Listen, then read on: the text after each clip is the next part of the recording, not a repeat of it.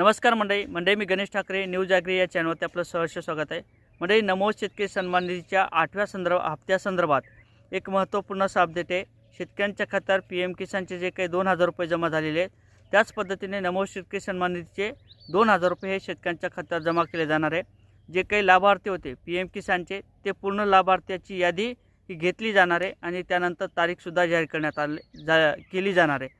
तर आता ही तारीख कशी असणार आहे, कोणत्या तारखेला हे पैसे जमा केले जाणार आहे याची माहिती आपण या व्हिडिओच्या माध्यमातून घेण्याचा प्रयत्न करणार आहोत। तर आतापर्यंत शेतकरी किती नापात्र केलेले आहेत, कोणते शेतकरी नापात्र केलेले आहेत हे सुद्धा आपण समजून घेण्याचा प्रयत्न करणार आहोत। तर मंडळी तुम्ही त्यापूर्वी चॅनलवर नवीन असाल तर या साईडला एक सबस्क्राईबचं काळं बटन दिसेल, त्याच्यावरती क्लिक करा। हा व्हिडिओ आवडला तर नक्की शेअर करायला विसरू नका आणि हा व्हिडिओ शॉर्टपर्यंत बघायला सुद्धा विसरू नका।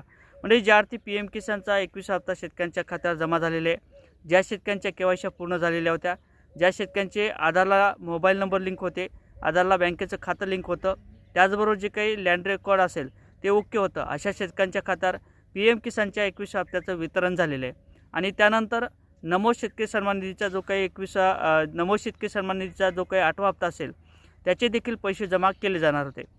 9 तारखेला याच्या संदर्भात GR काढला जाणार होता।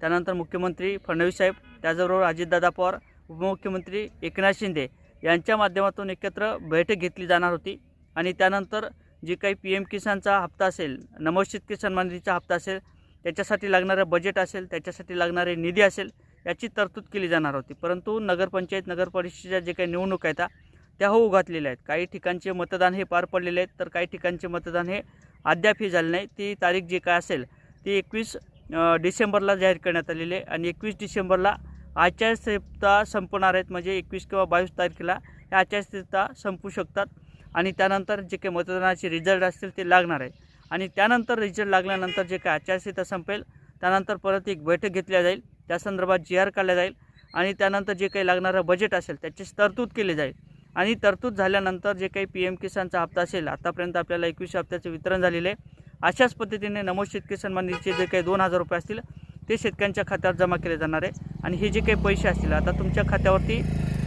जी काही तारीख असेल ती 12व्या महिन्याच्या पहिल्या आठवड्यात हे पैसे शेतकऱ्यांच्या खात्यावर जमा केले जाऊ शकतात। अशा पद्धतीची माहिती सध्या कृषी विभागाच्या माध्यमातून देण्यात आलेली आहे आणि याचाच आढावा आपण या व्हिडिओच्या माध्यमातून घेतलेला आहे। तर नक्कीच चॅनलवर नवीन असाल तर चॅनलला सबस्क्राईब करा, व्हिडिओ आवडला तर लाईक आणि शेअर करायला सुद्धा विसरू नका। जय शिवराय।